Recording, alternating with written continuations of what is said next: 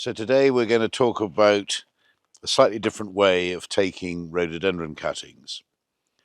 Rhododendron cuttings are best taken in July when the new growth has hardened up a bit, but is still quite supple when you bend it. And despite all the heat that we've had in the drought that we're now having, there is quite good growth on most of the rhododendrons, although they're starting to suffer. And normally, when we're taking rhododendron cuttings, we would gently prise off a piece of new growth from the side of the stem and leave it with a nice heel.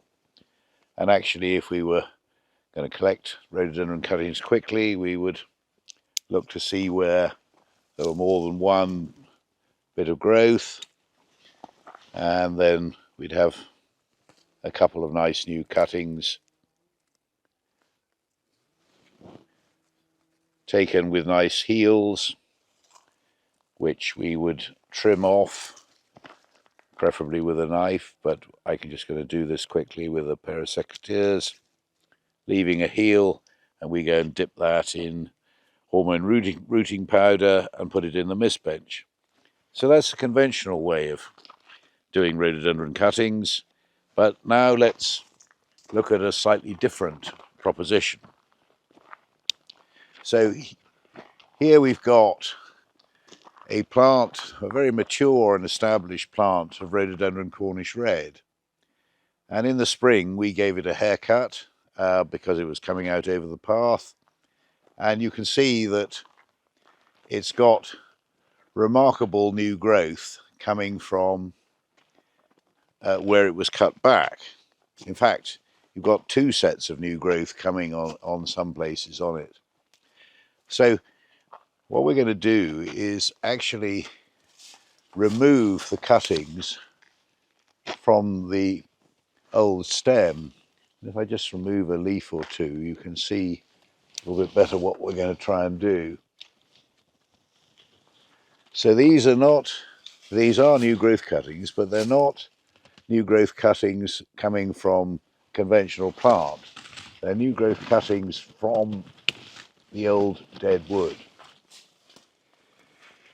And if we look closely, you can see that we've got a really nice big callus. And that's where, when we dip it in hormone rooting powder, that's where the rooting's going to come. And it's a much easier and quicker way of collecting quite a few cuttings. Now, when we put them in the mist bench, we will remove half their leaves.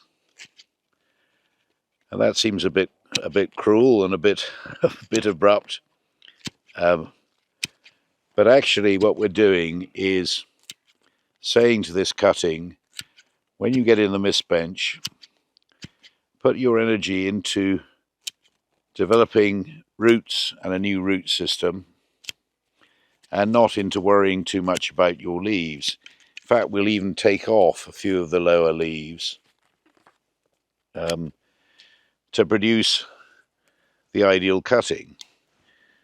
And actually, if we just pull out the knife for a minute, we do need to just trim that callus back a little bit more, just to even it off prior to it being put into the mist bench. And this new growth, we know from experience, will be very much quicker to root than taking older growth, which will be probably quite smaller and less vigorous from other parts of the plant. And you've got access to a number of very easy cuttings really very quickly. And you can actually probably break them off with your fingers, like I just did there, and actually you haven't got a bad cutting there at all. You just need to level up the base. Now, obviously we're some way away from the mist bench, so we need a good polythene bag to put the cuttings in. And before we seal it up, we just put a few drops of water in that. And actually, if we can't get the cuttings in today, we seal it up properly, that'll perfectly well keep overnight in the fridge. And just look how many cuttings we can get of Rhododendron Cornish Red very much more simply from something that's been cut back. So we're now going to go and look at something else that's been cut back and again see how we can get perfect cuttings from something that otherwise would be very difficult to propagate. So here is another tree that's been cut back hard, and it was only cut back in late April, early May. And this is a row of Magnolia delavayi, which are notoriously difficult to grow from cuttings, generally because the cutting material we use is rather too well grown when we take it as an evergreen later in the autumn. But because this tree has been cut back, even if you look right up at the tops, despite the drought, there is a hefty amount of new growth coming, and there are some of the most wonderful cuttings you could ever wish to see on the very difficult to grow Magnolia delavayi coming here.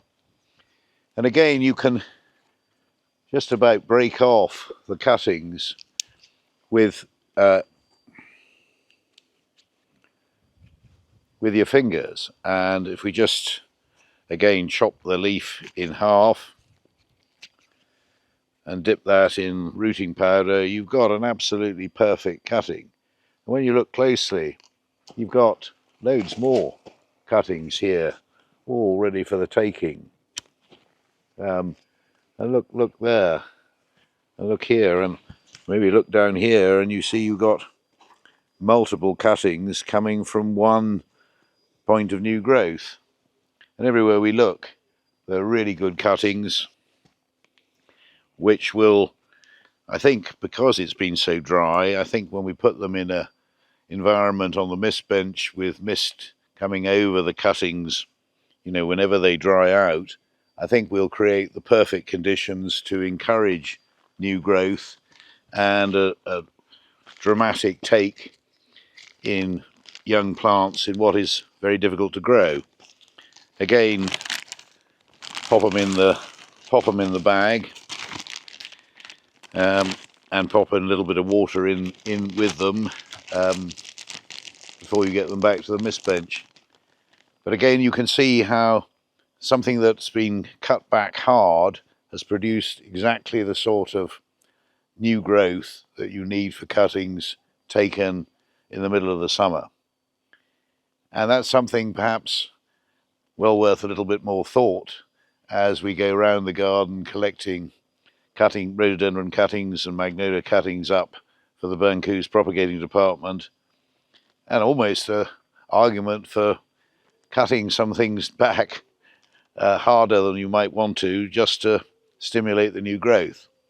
And if we go on a little bit further, we'll see Magnolia grandiflora in exactly the same state and oozing with wonderful cuttings to take. So right next to an even more full of new growth Magnolia delavayi, we come and look down to Magnolia grandiflora, which was also cut back hard at the same time. And looking down through this row of 100-year-old magnolias, again we see absolutely perfect cuttings. Just the right amount of new growth. So often when you're taking magnolia cuttings, particularly of Magnolia grandiflora varieties, the cuttings are too big. They're taking up too much space in the